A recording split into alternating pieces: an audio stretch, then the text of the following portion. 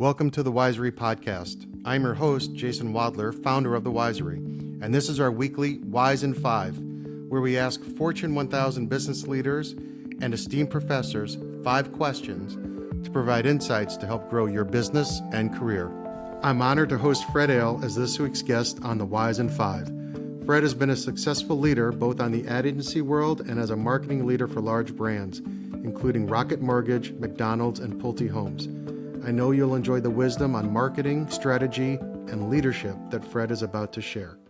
Hi, I'm here with my friend Fred Ehle. Fred, great to see you as always. Great to see you, Jason. Thanks for having me. Oh, my pleasure. We're going to do this week's Wise in 5 together, but before we dive in, I'd love for you just to share a little bit of your amazing background with our viewers and listeners. Thanks, Jason. So most recently, I led purchase marketing for Rocket Mortgage. Before that, a number of sort of corporate marketing leadership roles at Pulte Group, where I led brand management, at McDonald's, where I was the first chief customer officer for the McDonald's U.S. business, and then leading marketing at Redbox and product marketing and strategy at Jockey. Before that, I had an agency career. So I had led a number of CPG businesses at agencies in Chicago like FCB, Leo Burnett, DDB, with clients like Campbell Soup, ConAgra, S.C. Johnson. So I've had an interesting sort of agency background, and then that turned to the dark side when I went client side in the back half of my career.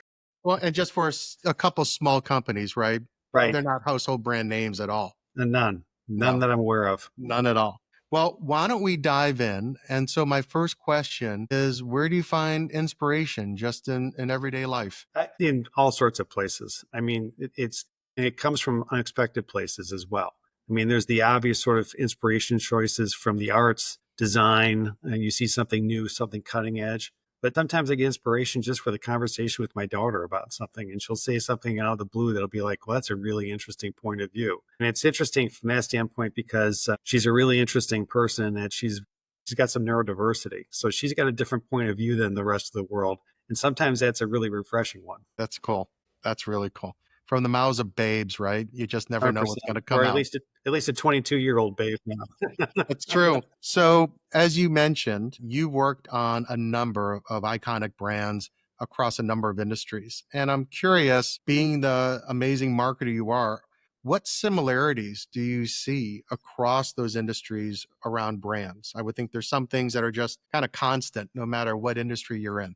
I think the thing that I have seen over the years around brands is where brands oftentimes go off the rails, or where the business starts to fall apart a little bit, because I've been part of a couple of turnarounds, is when the brand sort of loses its original premise and promise. Like what did it come into being for and why? And are they delivering on that sort of core original premise and promise? It's when they try to be something else. We talk a lot about authenticity and that type of thing. But too often, especially with short-term corporate America, you're chasing the bright, shiny object, and you're not paying enough attention to the core business. And if you're not delivering on your core business promise, you're not going to get licensed to do anything else from the marketplace. So that's one of the biggest mistakes I see. Brands that kind of go back to that and deliver against that in a more contemporary way are really the more interesting ones, the really successful ones. The turnaround at McDonald's was a great case in point. It's like, go back to what you do well, re-engage with sort of your core, like they've been doing recently with some of their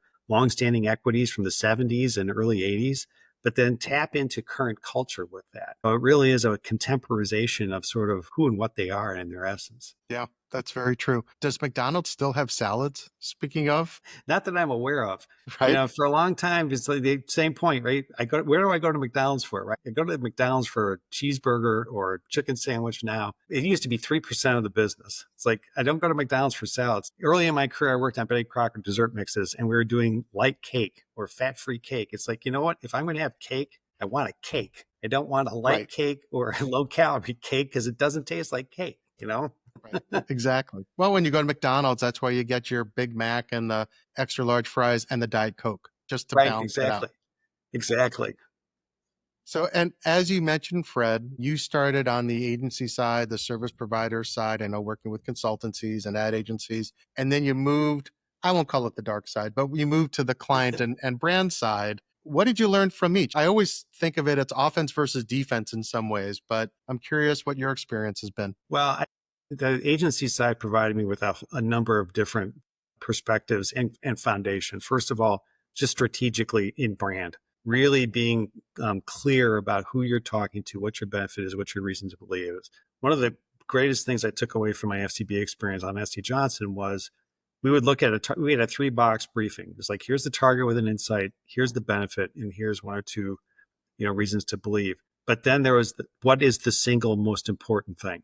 So it got down to literally what are the 5 or 6 words, and it had to come from one of those 3 boxes. So it could be, we're going to lean heavily on the insight, or we're going to lean heavily on an RTB because it may be a technological advantage. But you had to pick one because, the compression of the communication vehicle, whether it be a 30-second video or whether it be audio or whatever the case may be, demanded that sort of focus and clarity. So that's something that just sort of came out of years and years of repetition from that. The other thing it gave me was a depth and breadth of sort of movies to see, right? Different businesses, different scenarios, different outcomes, what worked, what didn't work. And so I've got this sort of vault of like a whole different movies, different business scenarios, different outcomes, and what worked and what I learned and what I didn't learn. Then I get to the corporate side, and now I'm doing it for a single company. We've got a single issue or maybe a basket of issues. I've got my hands on the tiller more a little bit because I'm not just advising and hoping they'll do it. Because that's the other thing that I wanted to do is like, okay, tell someone what I think they should do. But at the end of the day, they're responsible for executing it. Now it's like, okay, now I'm on the other side. And now you've got a whole host of other contingencies you need to deal with on that side of the equation in terms of who are the internal stakeholders to make this happen. Now all of a sudden I understood what the executional complexity was. It wasn't just, I could just snap my fingers and do this. I've got, in the case of McDonald's, owner-operators. I've got operations. I've got finance. I've got, in some cases, legal, regulatory, and heavily regulated businesses like financial services. And so all of a sudden now, to move fast in an organization, we used to say at Pulte, sometimes you got to go slow to go fast because you've got to bring those stakeholders along. And so I had no idea until I got to Pulte just how long it took to get things done and why. And that's one of the things I learned right out of the gate there. I remember laying out my first timeline to do a program there as a client. And my boss, Deborah Wall's like, yeah, that's not going to happen. Double the time. Was she right? 100%. Yeah. 100%. Well, Deborah's usually right. So we know that. Yes, that's true. Well, that's great. So we're cooking with gas. I need a cup of wisdom right now just to keep me going. So, I mean, you've worked at all these different companies, and as you've grown your career, you keep growing in terms of getting into the C-suite and working across the C-suite. But with that, I would think would come questions and doing things for the first time. So who do you go to when you're entering a new challenge or a new opportunity? Do you have mentors that you go to, people that you rely on for advice? First of all, I look at other companies and other places that are doing something similar and what are they doing to the extent that I can. But I'm fortunate to have a broad and deep network of people that have probably somewhere in that network, someone's done something somewhat similar, whether it be going to someone like Deborah Wall around managing a large corporate organization, given that she worked at GM and that type of place, whether I go to someone more entrepreneurial who understands sort of the VC startup world. And so I'm fortunate to be able to sort of like, who's seen this or who may be thinking about this differently and being able to tap those people. There's actually no one person. I'm really fortunate to have hundreds, maybe even thousands to pull from. You have an amazing network, and that's just a credit to you and who you are as a person in terms of what you've been able to build. So I appreciate that. I've seen it. We're on our 5th question, right? So we're almost done with the Wise in 5.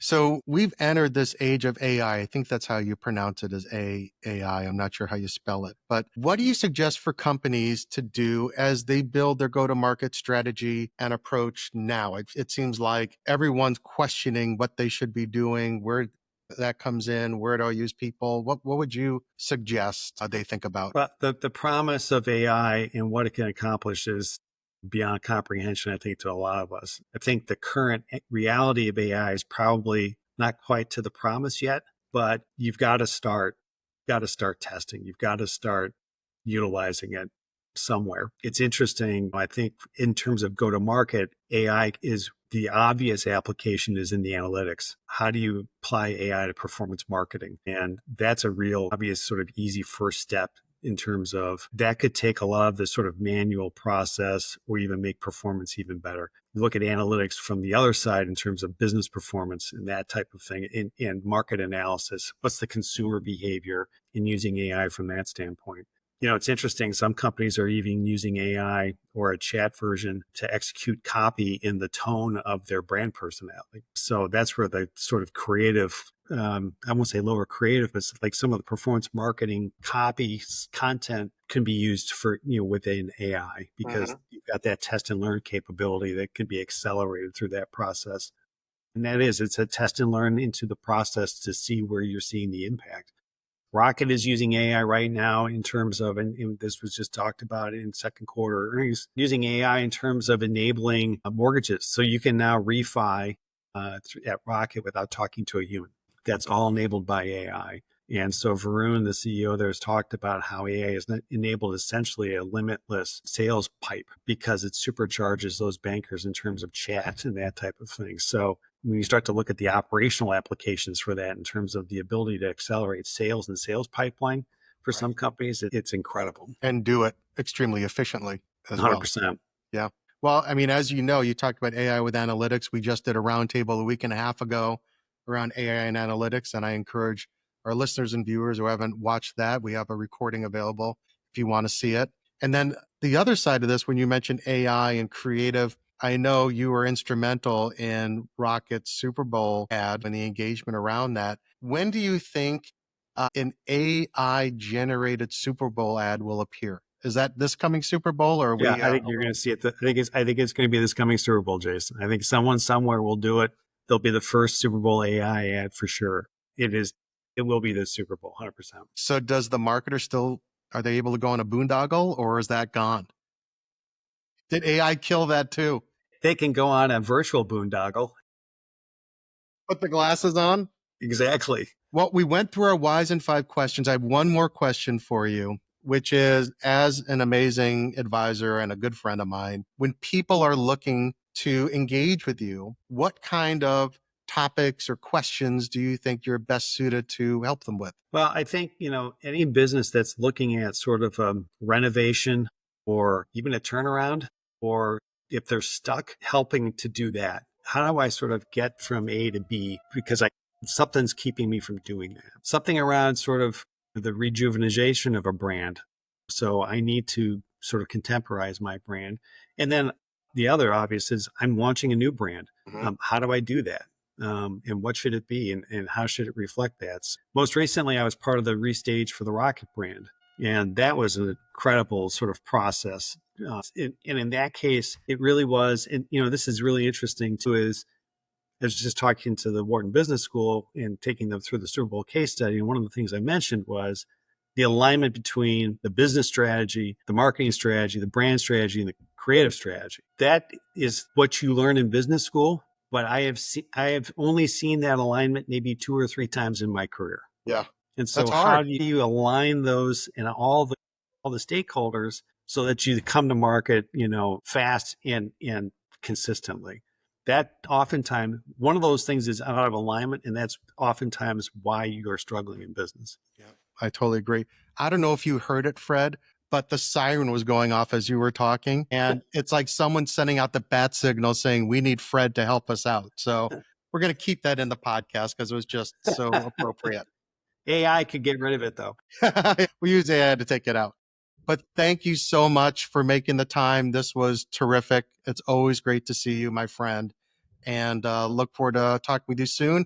And for you to engage with some of our mid-sized business members on the Wisory. Thank you for tuning into this week's Wise in 5. Visit thewisery.com to learn more about Fred and book time with him or any one of our acclaimed advisors, only at the Wisory.